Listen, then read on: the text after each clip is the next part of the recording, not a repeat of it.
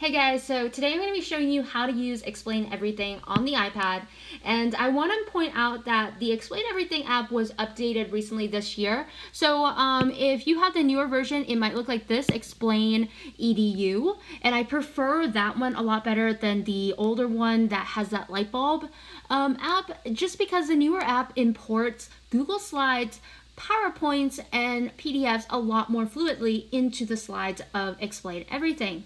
So it makes it a lot easier to sync up with your Google Drive. Now, the older one still gets the job done, but today I'm going to show you the features that you can find on the Explain Everything that makes teaching a little bit easier. So I'm going to click on that app here, and once you get to the main frame, you will click on the plus sign to create a new template. And so I'm going to click on blank canvas, and once it's opened up, the blank canvas is basically a whiteboard. And you can see there's a lot of features on the sidebar, and you're usually on the pen mode, so you can write on it. You can change the thickness. You can change the colors. Like, I don't like to use red. I might create a color like orange. Orange sounds great. And now that's on my palette. But yeah, you can customize the colors. You also have a highlighter. You also have an eraser. Okay. Also a great thing is that if you want to get rid of things very quickly on the screen, you can just use the X button and you can get rid of things. But the one feature that I loved about Explain Everything for a very long time is that it has the pointer feature. And there's a lot of really cool pointers you can use, but I like to go with just the normal red dot pointer. So Explain Everything, you can import images, and I've done this forever. I would import images like a unit circle and hit done, and then I would have a unit circle in here, and I can zoom in and out however much I wanted to, and that's what I love to use about Explain Everything from a math teacher's point of view. Other things that Explain Everything is great for is that it acts like a power slide, right? And so if you click on the bottom, you can see I only have one slide right now, but I can add more slides. And I can pick a range of backgrounds. I can pick a blackboard. I can add more whiteboards too, whatever type of board I want. Oops, sorry, I didn't mean to click on that one.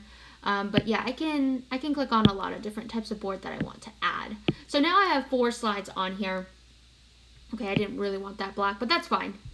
Oh, I don't know what that's black. Oh well, I'm just going to delete that slide anyways. So now I'm just going to delete these slides. As you can see, I hit edit and just clicked on them, hit the trash can, and I can delete the slides. So with the Explain Everything app, you can add slides and really customize what you want to put on those slides.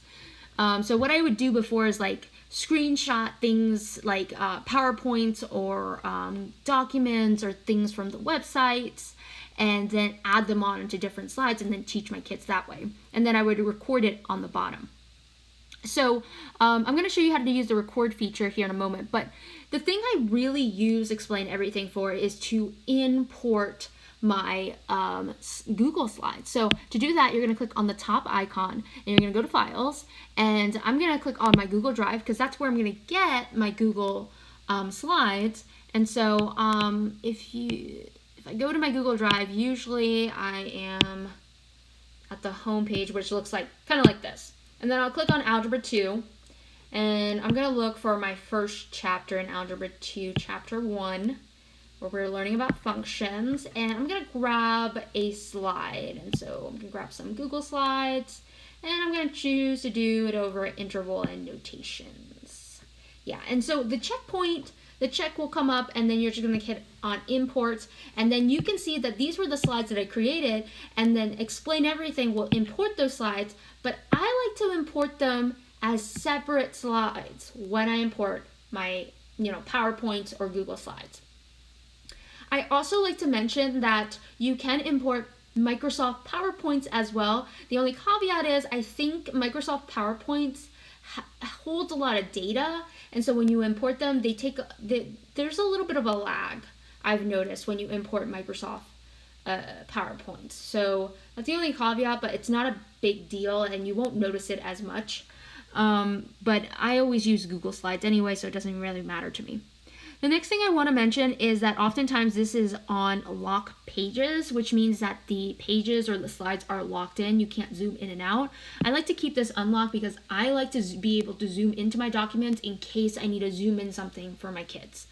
And then I hit insert, and notice down below my slides have populated into this app. Those were the slides that I created on Google Slides. They have been imported. So now what I can do is turn on the record button, and I can record myself as I annotate. And so maybe I'll bring up my pointer here and show that and talk through these slides. I can hit the arrow button to go to the next slide and then keep talking. And, you know, I can write with my pen here. And if I have the hand on, then I can zoom in and then maybe show my kids something and then write next to it, right? So make sure you hit the hand button to be able to zoom in and out, and hit the pen button to be able to write. It is about a lot of back and forth, but once you start teaching, it becomes very fluid. It's very much like, you know, a smartboard when you're using your Mobi. All right, and so from here, let's pretend for a moment I make a mistake. Like this green line here is a mistake. I'm gonna pause my video. So as you can see right about here, I make that mistake. So maybe I want to delete that portion after that red line, right? And so to do that, all I have to do is hit the trash can, and now it's erased and I can continue on. So me as a teacher, as soon as I make a mistake, I pause that video, figure out where I made that mistake in the time frame, and then hit that trash can to delete it, and then hit that red button and keep on recording and add in the things that I wanted to add. But yeah, so that's how I can easily edit as I'm recording. So once I get through all of the slides here, I'll be done teaching. So I'll pause the video, and oops, I meant to pause the video, and I'll save this project. So now it's saved. And you're gonna hit the three dots, and now you can share it as a video or as a document, whatever you want. But usually I want to share it as a video, and I can import it to my YouTube. And you want to sign in through whatever YouTube account you have. Usually I just sign in with my NPS Google account as my YouTube account. And then I'll export it here. So allow. And then I would type in, and then I would hit publish. Now I'm not going to do that here because this was not a very good video that I created, so I'm not going to publish that. But yeah, that's what I would do in my explain everything. Now, one more thing I want to show you is if you wanted to import, so I'm going to make a blank canvas to import maybe like a PDF file, because that would be really useful to have. So I would go back to my Google file, and I'm going to grab a PDF file, maybe a worksheet. There we go, worksheets. I'm going to grab a packet. There we go. There's a homework packet, and I'm going to import that. This time, when it comes to worksheets, you can do them as separate slides as well, but I actually like to import them as vertical because it's like this one stream, and you'll see what I mean when I insert it. So here's my worksheet, and if I have it on the hand feature, and I use my finger, I can scroll this up and down, just like if it was one full page. And I can also zoom in if I want. So I would hit the record button, and I would teach this with the kids, annotate however I want.